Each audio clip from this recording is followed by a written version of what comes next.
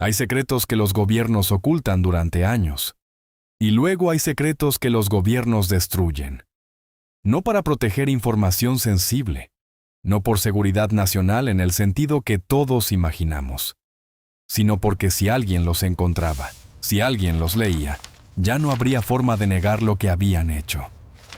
En enero de 1973, un hombre tomó una decisión que cambiaría para siempre lo que sabemos sobre uno de los programas más perturbadores que un gobierno democrático haya puesto en marcha. Su nombre era Richard Helms. Era el director de la CIA y estaba a punto de dejar el cargo. Antes de entregar su escritorio, firmó una orden: destruir los archivos del proyecto MK Ultra. Todos, sin excepciones. 20 años de experimentos, centenares de víctimas, décadas de operaciones secretas sobre el cuerpo y la mente de seres humanos reales. Todo reducido a cenizas en cuestión de días. Esta es la historia de lo que había en esos archivos, de lo que ocurrió cuando los destruyeron, y de lo que quedó, a pesar de todo. Para entender MK Ultra, hay que entender el miedo. No el miedo ordinario. El miedo existencial, colectivo, que definió cada decisión política de la primera mitad del siglo XX. Corría 1950. La Segunda Guerra Mundial había terminado apenas 5 años antes. El mundo había visto lo que la ciencia puesta al servicio de la guerra era capaz de hacer. Bombas que borraban ciudades enteras, campos de exterminio industrializados, experimentos médicos que ningún tribunal había autorizado. Y ahora, en medio de esas ruinas, dos superpotencias se miraban frente a frente. Estados Unidos sabía que la Unión Soviética tenía la bomba. Lo que no sabía, lo que le quitaba el sueño, era qué más tenía. En los años posteriores a la guerra, empezaron a llegar informes, a reportes de prisioneros de guerra que habían regresado del cautiverio soviético y coreano completamente transformados. Hombres que habían confesado crímenes que no habían cometido. Soldados que repetían discursos comunistas con una convicción que parecía demasiado profunda para ser fingida. ¿Era lavado de cerebro? ¿Drogas? ¿Alguna técnica de interrogación que los soviéticos habían perfeccionado en silencio mientras el resto del mundo miraba hacia otro lado? La CIA no lo sabía. Y eso era, en sí mismo, aterrador. Así que la agencia tomó una decisión que, vista desde hoy, resulta reveladora de cómo funciona el miedo cuando se convierte en política. Si el enemigo puede controlar la mente humana, nosotros también necesitamos poder hacerlo. En abril de 1953, el director Allen Dulles autorizó formalmente el proyecto MK Ultra. El nombre era una combinación de las letras MK, que la CIA usaba para identificar proyectos de inteligencia técnica, y la palabra Ultra, que durante la Segunda Guerra Mundial había sido el nombre clave para los sistemas de descifrado más secretos del ejército aliado. Ultra, lo más alto, lo más secreto, lo más lejos de la supervisión pública que se podía llegar. Y así comenzó. MK Ultra no era un solo experimento, era una red. Más de 150 subproyectos repartidos en 44 universidades, 12 hospitales, 3 cárceles y varios laboratorios privados a lo largo de Estados Unidos y Canadá. La CIA financiaba todo esto a través de organizaciones pantalla, fundaciones filantrópicas de fachada, instituciones académicas que recibían fondos sin saber, o queriendo no saber, de dónde venían realmente. El objetivo declarado del programa era entender cómo funciona la mente humana bajo presión extrema, cómo se puede alterar el comportamiento, cómo se puede extraer información de alguien que no quiere darla, cómo se puede, en última instancia, hacer que una persona haga cosas que en condiciones normales nunca haría. Para llegar a esas respuestas, los investigadores financiados por la CIA usaron métodos que hoy serían imposibles de aprobar en cualquier comité de ética del mundo. La sustancia que más aparece en los archivos que sobrevivieron es el dietilamida del ácido lisérgico, el LSD. A mediados del siglo XX, el LSD era una sustancia relativamente nueva, descubierta en 1943 por el químico suizo Albert Hofmann. La CIA la consideraba una herramienta potencialmente revolucionaria. Si podía desorientar completamente la percepción de la realidad, tal vez podía también romper las defensas psicológicas de un sujeto y dejarlo vulnerable a la sugestión, a la confesión, al control. La teoría tenía cierta lógica interna. El problema era la metodología con la que la testaron. En el marco de MK-Ultra, el LSD se administró a pacientes de hospitales psiquiátricos que no habían dado su consentimiento, a presos que no tenían forma de negarse, a soldados que pensaban que estaban participando en estudios médicos rutinarios, y en algunos casos, a ciudadanos completamente ajenos al mundo de la inteligencia, captados a través de programas encubiertos que operaban bajo nombres como Operation Midnight Climax. Ese último programa merece un momento de atención particular. La CIA instaló apartamentos en San Francisco y Nueva York, departamentos equipados con espejos unidireccionales y equipos de grabación, y contrató a trabajadoras sexuales para llevar a clientes desprevenidos. Una vez allí, sin saberlo, esos hombres eran dosificados con LSD y observados. Los agentes que supervisaban el experimento tomaban notas, bebían martinis y esperaban a ver qué pasaba. Durante años, nadie rindió cuentas de eso. El LSD era solo una herramienta. MK-Ultra exploró muchas otras. El psiquiatra canadiense Ewen Cameron, financiado parcialmente por la CIA a través de una fundación de fachada, desarrolló en el Hospital Allan Memorial de Montreal una técnica que llamó psicocinesis o depaternización. La idea era esta: si se destruyen completamente los patrones mentales de una persona, sus memorias, sus asociaciones, sus respuestas aprendidas, se puede escribir sobre esa mente en blanco algo nuevo. Se puede reprogramar a un ser humano como si fuera una máquina. Para lograrlo, Cameron sometía a sus pacientes a sesiones de electroshock con intensidades muy superiores a las habituales en psiquiatría. Los mantenía en privación sensorial durante semanas, a veces meses. O los sedaba con cócteles de drogas para mantenerlos en un estado de semi-inconsciencia. Y luego les hacía escuchar mensajes grabados en bucle durante horas y horas, con la esperanza de que esas frases se instalaran en la mente vaciada. Los resultados no eran los que Cameron esperaba. Sus pacientes no se reprogramaban, regresaban a sus casas con daños irreversibles, pérdida de memoria, incontinencia, incapacidad para reconocer hacia sus propias familias. Algunos nunca se recuperaron, y la CIA seguía pagando. De todos los casos que rodearon MK-Ultra, uno se convirtió en el más conocido. No porque fuera el más extremo, sino porque tenía un nombre, una cara y una familia que se negó a quedarse en silencio. Frank Olson era un científico que trabajaba para el ejército estadounidense en el desarrollo de armas biológicas. En noviembre de 1953, Moon asistió a una reunión de trabajo en una cabaña de Maryland con otros investigadores vinculados a la CIA. Durante esa reunión, sin que nadie se lo dijera, le pusieron LSD en la bebida. En los días siguientes, Olson mostró signos severos de angustia. Se volvió paranoico, errático, incapaz de funcionar. Sus superiores en la CIA lo enviaron a Nueva York para que lo viera un psiquiatra vinculado al programa. El 28 de noviembre de 1953, Frank Olson cayó desde la ventana del 10º piso del Hotel Statler de Nueva York. Tenía 43 años. La CIA lo clasificó como suicidio. Su familia fue notificada de que había tenido un episodio psiquiátrico. No se mencionó el LSD, no se mencionó MK-Ultra, no se mencionó nada. 20 años después, cuando los primeros documentos del programa salieron a la luz, el presidente Gerald Ford llamó personalmente a la viuda de Olson para disculparse en nombre del gobierno. Pero la familia quería más que disculpas. En 1994, el cuerpo de Frank Olson fue exhumado.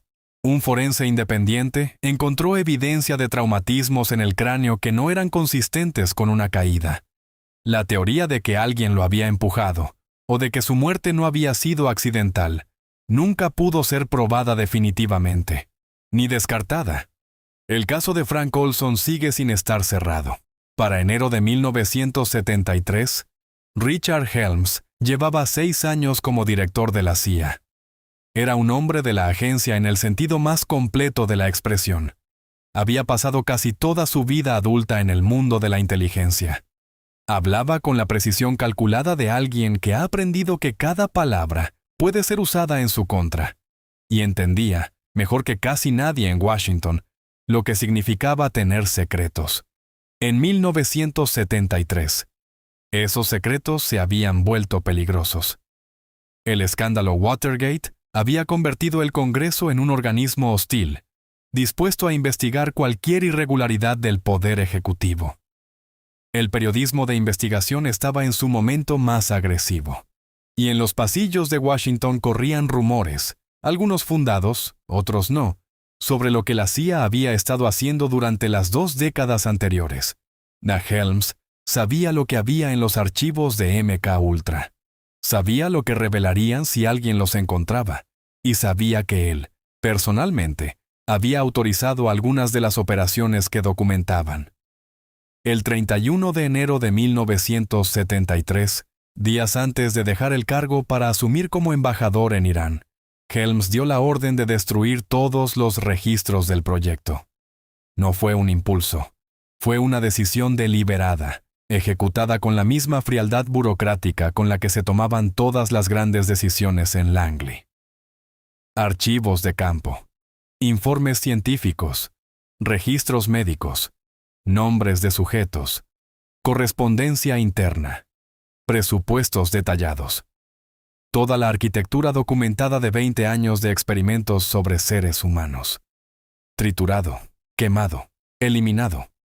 Y con esa destrucción, Helms pensó que había cerrado el expediente para siempre. No contaba con los archiveros descuidados de Warrenton, Virginia. Los grandes secretos a veces sobreviven por los motivos más mundanos. Cuando Helms ordenó la destrucción de los archivos de MK Ultra, la orden se ejecutó en las instalaciones principales de la CIA en Langley, Virginia. Nadie recordó, o nadie quiso recordar, que una parte de la documentación financiera del programa estaba almacenada en una instalación remota en Warrenton. No eran los archivos más reveladores. No eran los informes de los experimentos ni los registros médicos de las víctimas. Eran documentos contables, presupuestos, transferencias, facturas, correspondencia sobre gastos. Aburridos, en apariencia. Devastadores, en la práctica. Porque esos papeles mostraban exactamente quién había pagado por qué instituciones habían recibido fondos, y qué investigadores habían estado en nómina, qué proyectos habían existido y cuánto habían costado. Eran el esqueleto de todo lo que Helms había intentado borrar. En 1977, el senador Ted Kennedy presentó una solicitud formal de acceso a la información, una FOIA, en la terminología burocrática estadounidense, para obtener cualquier documentación que pudiera existir sobre experimentos de control mental. Los archivos de Warrenton aparecieron. 20,000 páginas. No era el programa completo, era un fragmento, pero era suficiente para demostrar que MK Ultra había existido, que había sido enorme y que alguien había intentado eliminar toda evidencia de él. Las audiencias del Comité Church en 1975 fueron la primera vez que el Congreso intentó de manera sistemática entender el alcance de las operaciones encubiertas de la CIA. Helms compareció, respondió preguntas, negó, minimizó, dio respuestas técnicamente verdaderas que evitaban cuidadosamente revelar nada importante. 2 años después, con los documentos de Warrenton ya sobre la mesa, el nuevo director de la CIA, el almirante Stansfield Turner, se presentó ante el Senado con una tarea diferente a la de Helms.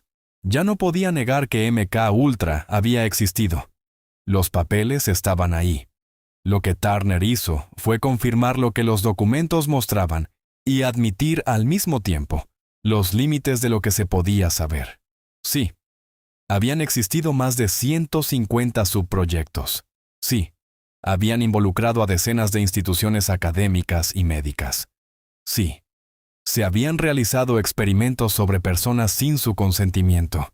Y sí, la mayor parte de la documentación había sido destruida deliberadamente antes de que pudiera ser examinada. Y a los senadores querían saber más. ¿Cuántas víctimas? ¿Qué les habían hecho exactamente? ¿Quiénes eran? La respuesta era siempre la misma. No lo sabemos. Los archivos no existen. Helms fue juzgado ese mismo año, pero no por destruir los archivos de MK Ultra.